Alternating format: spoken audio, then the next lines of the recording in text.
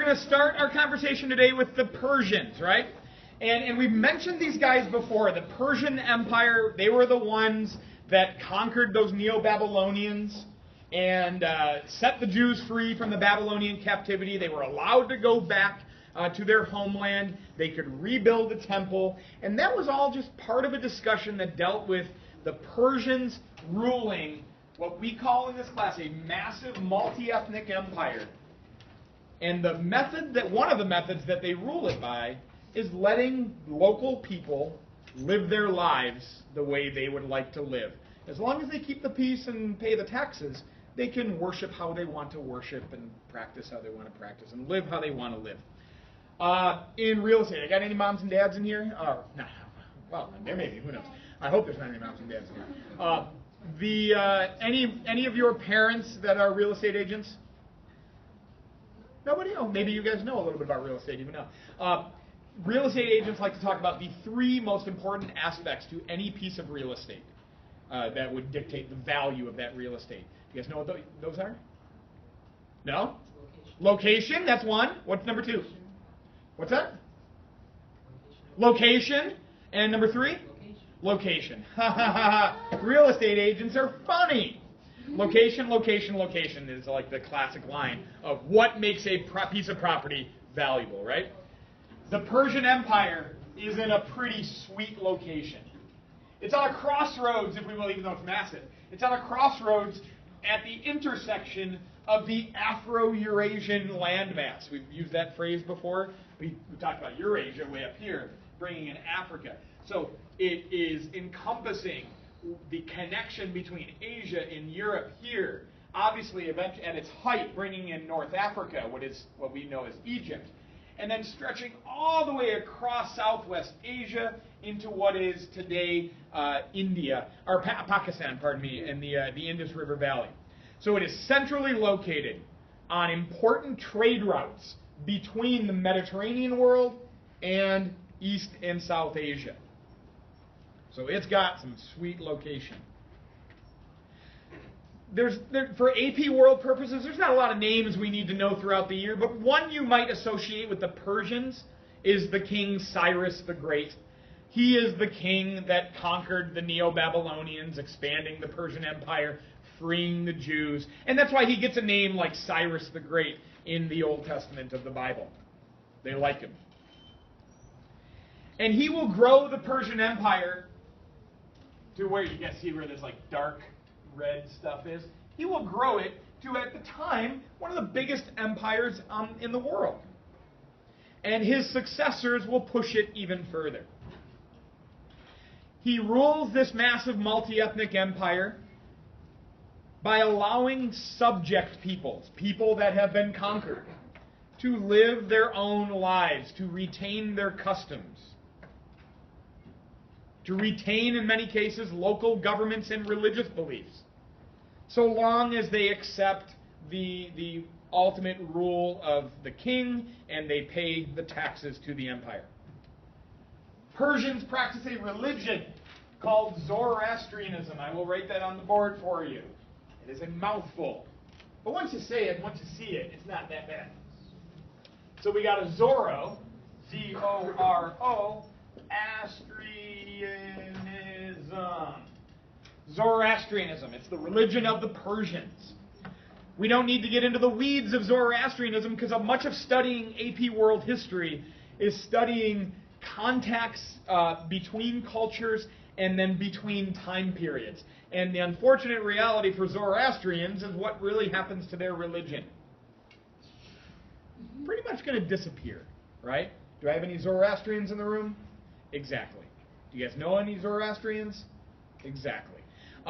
Zoroastrian faith will be, some Zoroastrians eventually will convert to Christianity, and many, many more will convert to Islam as Islam will spread throughout this part of the world. But it's an important religion to note because when the Jews kind of came into the Persian world, there is contact between Jewish beliefs and the Zoroastrians. And one important tenet within Zoroastrianism is the notion of this epic battle between good and evil, between light and dark. And it is believed that the Jewish concepts of heaven and hell, which eventually become connected to Christian and Muslim concepts of heaven and hell, are shaped by Zoroastrian religious beliefs and their epic battle between a good side and an evil side. The Persians do what other empires do, because many of them are kind of similar in how they run. It just makes sense, right? They build roads throughout their empire. They build roads. You guys see this white line here? This is what the Persians would call their royal road. Their royal road. And it is one of many roads that the Persian Empire will build within their empire. And they're built for the same reason that any other empire would build roads. To connect point A to point B for trade, for merchant activity. To send military soldiers across your empire. To send tax collectors out to collect the taxes for the central empire. So the Persians do the same. And the Persians in the 5th century, the very early 5th century. Now let's take a time out here, because I just said something that I haven't said before. Talk about the 5th century, before the Common Era. In the early 5th century, someone give me a year within the 5th century, BCE. Yes, ma'am. 450, right smack dab in the middle. Someone give me a year in the early 5th century. Yes? 480. Very good. We got to be very careful with this. Someone give me a year in the early 5th century of the Common Era. Yeah. Like 420. That works. That works. So we've got to remember that before the Common Era, kind of like we're dealing with negative numbers. So an early year in the 5th century would be like the 490s, 480s, 470s. Late 5th century would be 410s maybe, or the 400s. Cool? Everybody cool with that? So in the early 5th century, in the 490s, the Persians are going to fight a war against the Greeks. All right? The Persians are going to fight a war against the Greeks. We'll talk about that a little bit more in a couple minutes. But that is where we get most of our knowledge of the Persian empires, from Greek historians. Why might that be kind of a problem for us learning about Persia today? Yes, ma'am? It's very one-sided. Okay, it might be. These Greek historians, guys like named Thucydides and Herodotus, you don't need to know their names, just hear them. Thucydides and Herodotus that are going to write these histories, they're Greeks. So they might be like biased towards the Greeks. They might not like the Persians very much, especially if they're going to fight a war with them. So much of what we know about the Persian wars that the Greeks would fight against them came from Greek authors who won the war. They don't speak very highly about the Persians. Has anyone ever seen a movie? It's rated R, so you guys might not be there yet, and it's a little older now. But do you ever see a movie called 300? The 300? It's kind of based on this graphic novel comic book, and it's about 300 Spartans that fight some Persians. In that movie, the Persians are made out to be like a slave army led by kind of like a monster god king. King Darius, or Xerxes, I believe it is in that movie. Xerxes is like 8 feet tall, and he talks like a monster.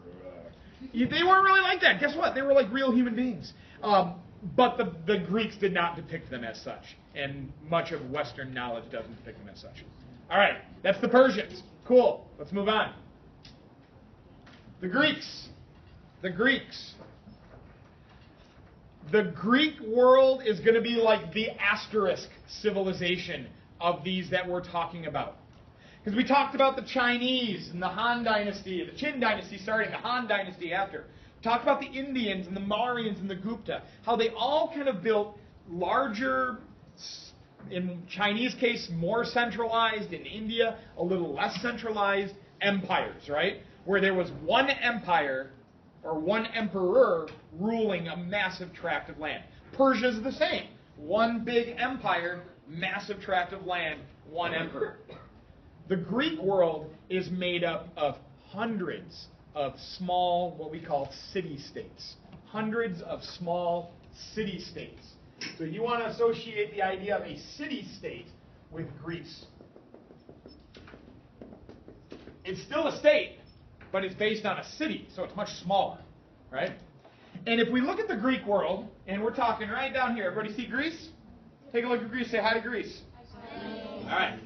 If you look at this part of the world, we see all kinds of little tiny islands, some bigger islands, and then you get this little thing that's hanging off of southeastern Europe called the Peloponnese. It's a part of a bigger peninsula known as the Balkan Peninsula, but this part is known as the Peloponnese. I'll write that on the board for you. Man, so many words to know. Peloponnese. The Peloponnese. And in this part of the world, you've got hundreds of little islands, and then even on the mainland, you've got mountains and cliffs and valleys and a lot of geographic boundaries that separate the people, making it really hard to create one unified, centralized state. Yes? Peloponnese is like the mainland? The mainland, like all these little peninsulas and fingerlets that dip down into the sea. And then there's many other islands. So the peninsula is divided by steep valleys and many islands, making it hard to unite a civilization. More similar to like Indian civilization than to Chinese or the Persians that were more centralized. For the Indians, for example, they've got dense rainforest and jungle, right? You guys know the Jungle Book, right? A lot of people don't associate it. You might see the Jungle Book and think Africa, but it's India. So dense jungle. And you've got mountains on either side of the peninsula, and you've got massive rivers that are very difficult to cross. So you've got a lot of aspects of Indian geography that make it harder to unite the people. Same thing in the Greek world. Comparatively small populations compared to what we talk about in India or in Asia. Yes, ma'am? I just have a question about Yeah. Greece. Yeah. They have like really steep valleys. Isn't that harder for like people to like invade? Sure. Yep. That's why they're not taken over by others, right? That's like if they were easy to invade, some more powerful neighbor would march right in and overrun them and create a bigger, more centralized state. But that hasn't happened, or at least hasn't happened yet. It will. Spoiler alert. Relatively small communities and city-states, most in the range between about 500 and 5,000 male citizens. So relatively small. Sterling Heights, Michigan, alone right now has about 20,000 people living in it. So 120,000 here compared to 5,000 maybe at peak of some of these places, male citizens. Now, I said male citizens. There's a lot of women who don't get the votes. They're not citizens. There's a lot of slaves doing a lot of the manual labor. So 500 to 5,000 male citizens. Names like Athens. You guys all know Athens, today's capital of Greece. Right here. Sparta. If you guys are Michigan State fans, they take their name from the Spartans. A city called Thebes, a city called Troy. You've heard of some of these places. Not Troy, Michigan. Most of these states were independent from each other. And sometimes they were in conflict with their neighbors. So for the Greek world, we don't want to think of the Greeks as being like in forever harmony with each other, because, hey, we're Greeks, and why ever have beef with each other? They had beef with each other, and we'll talk about one of their wars in a minute. Despite these differences, they have a common language, Greek, common religious beliefs. You guys are familiar with the ideas in Greek mythology. That is a common religious belief system within the Greek world. They got together every 4 years and had an Olympics game that brought together Greeks from different parts of the Greek world to compete against each other.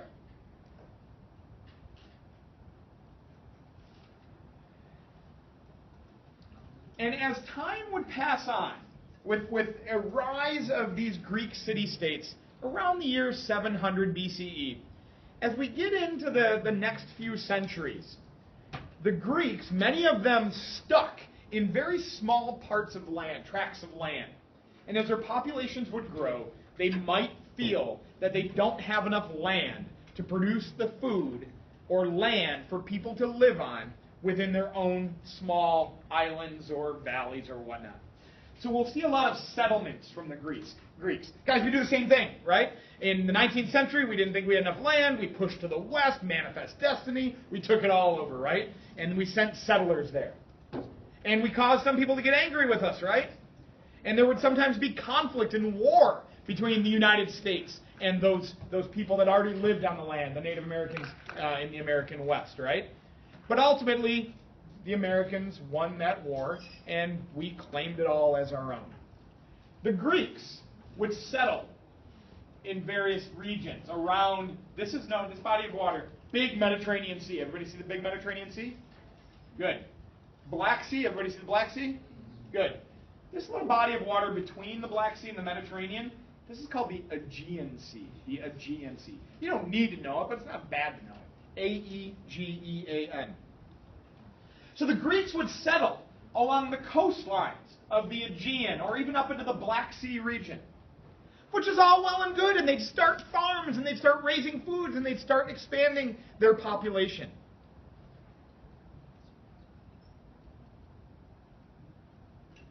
But eventually, as they expanded, they will come in contact with a now expanding Persian Empire. And the Persian Empire would try to bring the Greeks under their control. And how do you think these fiercely independent Greeks would react to that? Yeah. Not having it. And so we'll have a war between the Persians and the Greeks. And we're going to call that war the Persian War, or the Persian Wars. Series of conflicts. We'll talk more about that in a second. So hold off on the Persian Wars. One of the things that we like to think as Americans about the Greeks about is how they were the ones that kind of give birth to this idea of democracy that we adopted in our own country, right? The word democracy comes from a Greek word, actually two Greek words. The word democracy comes from two Greek words, demos, meaning people, and kratik, meaning rule. So rule of the people is a democracy. Kind of like how we do, right? The people get to make decisions. The Greeks weren't all about democracy, though. Some Greek city-states practiced democratic ideas. Others were kingdoms. Others were led by tyrants, or like one guy who would take complete control. Didn't necessarily have to be a bad guy. Today we associate a tyrant with a bad guy. But he could be benevolent. He could just be a good guy. People like him. So he could be a tyrant ruler. It could be an aristocracy. There's another Greek set of words. An aristocracy. Aristos, kratik. An aristocracy. You guys know what aristos would mean? Higher class. Yeah, we refer to it as a higher class. It literally means like rule of the best. But usually it's rule of the rich, where the wealthy get to dominate. So you've got a lot of different types of governments. Democracy is only one of them in Greece. Now, within Greece, some practice what we call direct democracy, where they let the citizens, the male citizens, or I should say, the males were the only ones to get to be citizens, they let them vote on every decision that would come before the community. Others practice democracy kind of in the way we do, where we elect representatives in what we call a representative democracy. But either way, only some Greek city-states, like Athens, for a time, practiced democratic ideas.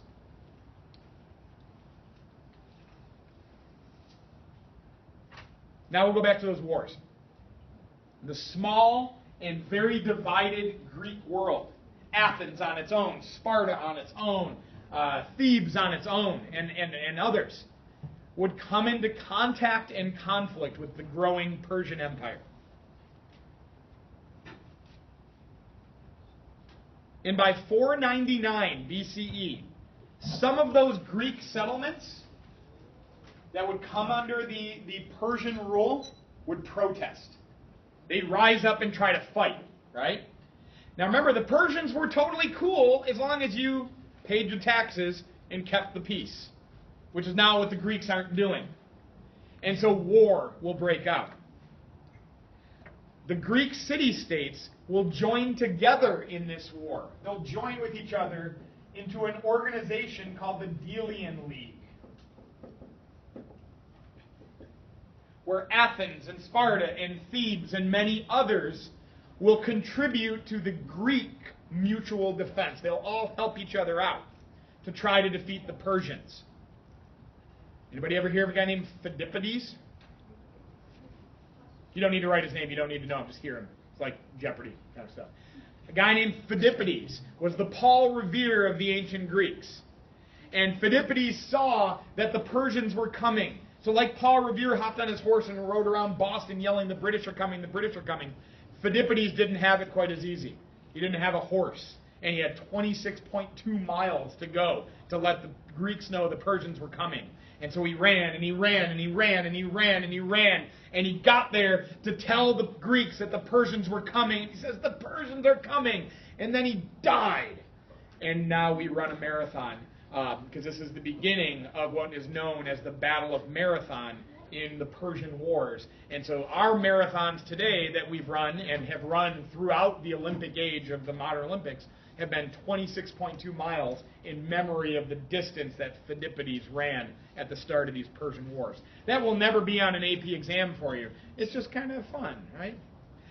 I ran half of a marathon, not because the Persians are coming, but because my wife was doing it and I didn't want her to be so much cooler than me. She beat me by about a half an hour. I had 20 minutes. It was hard. It was not easy. So anyway, we press on.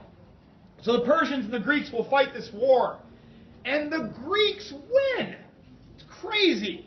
Big Persia. Pequeño Greece. And the Persians win, or pardon me, the Greeks win. There's a lot of history written about why the Greeks won this fight. Some of it likes to talk about how, well, the Greeks were free. The people, the soldiers fighting for the Greeks, they were free armies. Whereas the Persian soldiers were conscripted armies. They were forced to fight. And someone that's fighting for their freedom might fight harder than someone who's fighting because they're forced to. Maybe there's truth to that. I like to think of it as Persia, Greek world. Persia, Greek world.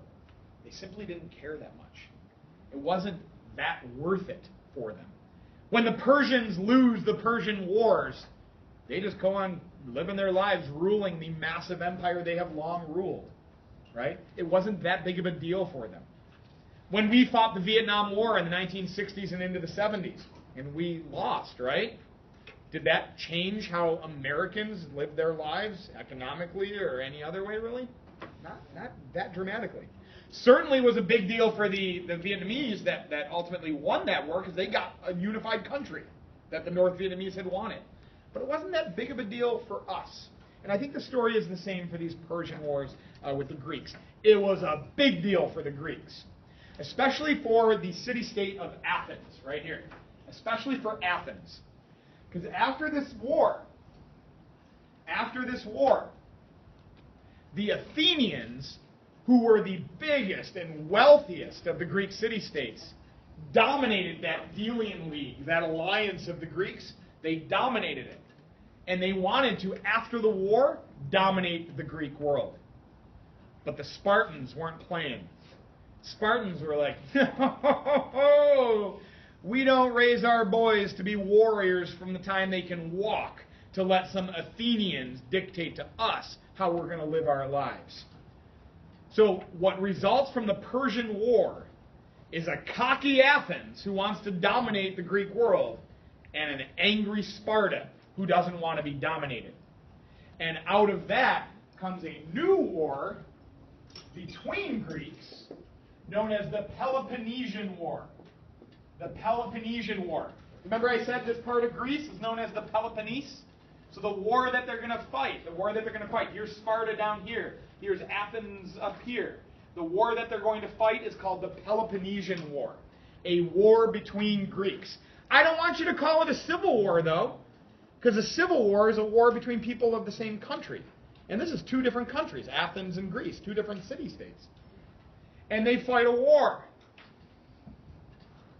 And where's my Michigan State fans? It's hard right now, right? Because they're so bad. But a couple of years ago, more of you were probably Michigan State fans. My Michigan State fans, you won. The Spartans won. Because they were fierce warriors. The Spartans were no joke. And the Spartans will win the Peloponnesian War. Now, for AP World History, all we really care about this war, this is fought in the very late 400s, 431 to 404 BCE. The Spartans win. But really, in the end, all the Greeks are going to lose. It can be considered what is called a Pyrrhic victory. A Pyrrhic victory for the Spartans. A Pyrrhic victory is when you win something, but you are so beaten up by that victory that it might as well be a loss.